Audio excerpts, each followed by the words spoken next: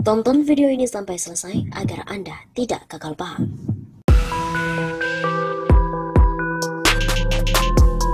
Heboh, satu lagi pendukung Jokowi yang insaf mengurai rahasia IKN. Seorang aktivis non-muslim, Bung Iyut, di akun Twitternya @kafirradikalis membagikan tulisan soal ilusi IKN. Satu lagi pendukung Jokowi yang insaf dan kini mengurai analisa rasionalnya tentang ilusi IKN.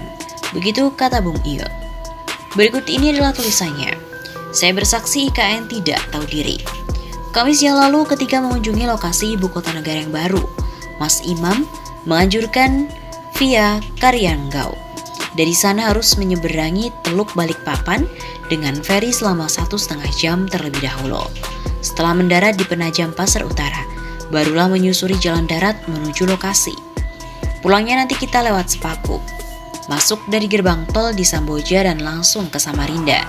Sekitar jam 1 siang itu, kegiatan kami di Balikpapan memang sudah selesai. Aktivitas ke Tenggarong, Kutai Kertanegara baru diselenggarakan keesokan harinya. Maka saya mengamini usul Imam, sebab waktunya memang cukup longgar. Kami tidak perlu menunggu lama sebab aktivitas penyeberangan di sana sudah berjalan tertib. Jadwal keberangkatannya tersedia setiap 15 menit. Kata petugas yang mengemudikan feri yang kami tumpangi, sistem yang berlaku sekarang mewajibkan mereka mematuhinya tanpa bergantung dengan jumlah penumpang. Maka kendaraan kami pun praktis tidak perlu menunggu dalam antrian untuk diseberangkan. Dalam hitungan menit langsung diarahkan masuk ke salah satu feri yang tidak lama setelahnya mengangkat, kemudian bergerak menyeberangi bagian Teluk Balikpapan yang melebar itu. Kita tentu patut mengacungkan jempol pada tata kelola angkutan penyeberangan tersebut. Memang sudah jauh berbeda dengan situasi yang dialami langsung lebih dari 10 tahun lalu, ketika beramai-ramai bersama pegawai kantor lainnya menghadiri pernikahan salah seorang rekan di Penajam. Kendaraan yang dikemudikan oleh Imam kemudian melalui di jalan raya yang menghubungkan Kalimantan Timur dan Kalimantan Selatan.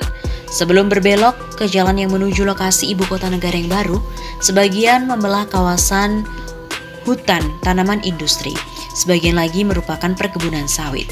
Cukup banyak ruas jalannya yang rusak parah sehingga kami menempuh lebih dari 2 jam. Hampir jam 5 sore, kendaraan Toyota Kijang yang ditumpangi akhirnya tiba di gerbang menuju titik 0 IKN yang dijaga petugas. Di sana terpampang papan nama PT Ichi Hutani Manunggal.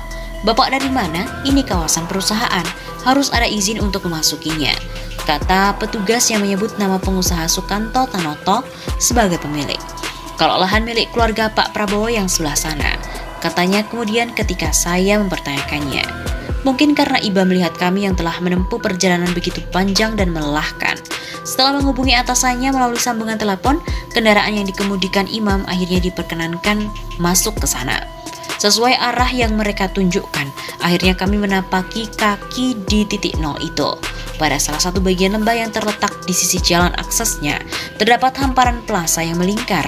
Tulisan besar titik 0 ada pada salah satu sisinya. Di tengah terdapat prasasti berjudul titik kontrol geodesi yang menandakan koordinat tersebut.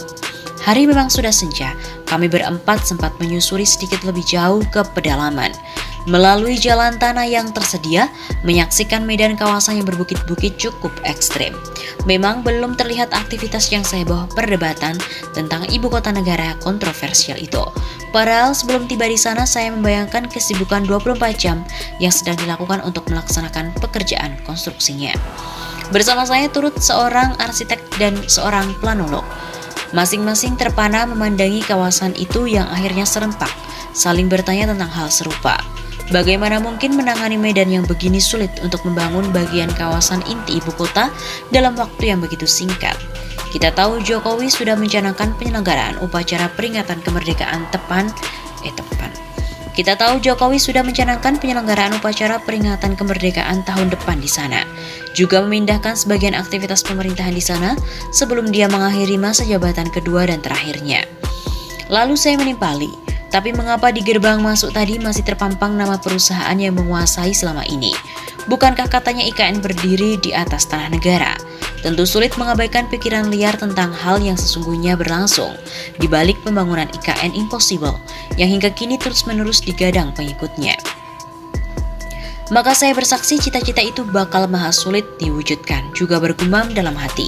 Siapa sih yang perlu banget dan bakal diuntungkan oleh gagasan omong kosong yang amat sangat sembrono itu? Semoga rekan Bambang Susantono yang biasa kami sapa dengan panggilan akrab Abeng ini sungguh-sungguh berkenan mempertimbangkan usulan manajemen risiko yang pernah saya sampaikan ketika sempat bertemu langsung tempo hari. Setidaknya semua sumber daya yang sempat dicurahkan untuk membangunnya tetap dapat dimanfaatkan untuk kepentingan strategis yang lain, meski ibu kota negara tidak terwujud nantinya.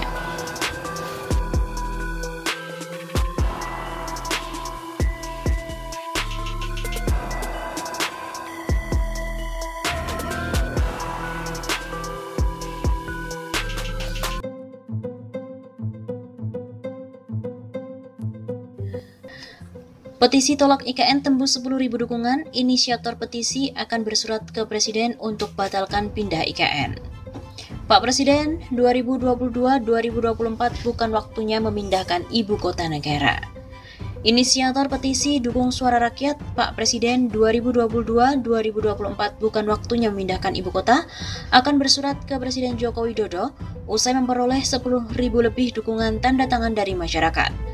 Hal itu diungkapkan oleh salah satu inisiator petisi MH Tataliwang, merespon banyaknya dukungan dari masyarakat yang hingga Senin pagi 7 Februari tadi pukul 6.38 waktu Indonesia Barat sebanyak 10.813 dukungan. Hatta juga membeberkan alasannya menginisiasi petisi dukungan masyarakat terkait dengan ibu kota negara yang akan dipindahkan ke Kalimantan Timur.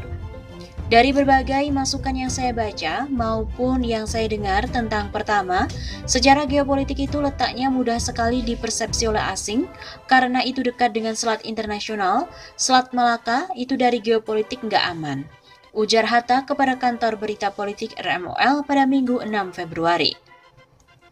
Namun kata Hatta yang paling penting adalah bukan hanya terkait COVID-19, melainkan masalah waktu sampai dengan anggaran. Dari segi time, penekanannya terutama timingnya. Bukan hanya COVID, kondisi keuangan juga. Banyak sekali proyek-proyek yang mangkrak, Bandara Kertajati mangkrak, kereta api di Palembang mangkrak, jalan kereta api dari Karet ke Soekarno-Hatta mangkrak, Bandara Brebes juga mangkrak, Bandara Purbalingga mangkrak. Begitu kata Hatta.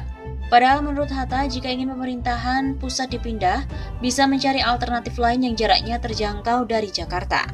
Yang inginnya, kalau sekedar pindah ibu kota, pindah pemerintahan, yang lain-lain bisnis industri biar aja lah di Jakarta. Tapi kalau pemerintahan merasa ingin aman atau apa, ya geser-geser ke daerah Cipali juga bisa. Kan di sana banyak lahan, hanya 2 jam atau 1,5 jam dari kota Jakarta. Jadi nggak terlalu berisiko gitu, terang Hatta. Sehingga kata dia, segala sesuatu harus diperhitungkan secara rasional, tanpa adanya emosional. Apalagi ngotot ingin pindah karena adanya order dari pemilik lahan dan sebagainya. Hatta juga menerangkan bahwa jika sudah tembus 10.000 dukungan, pihaknya juga berencana akan berkirim surat kepada Presiden Jokowi dan kemudian ditembuskan kepada DPR RI dan juga kementerian atau lembaga terkait.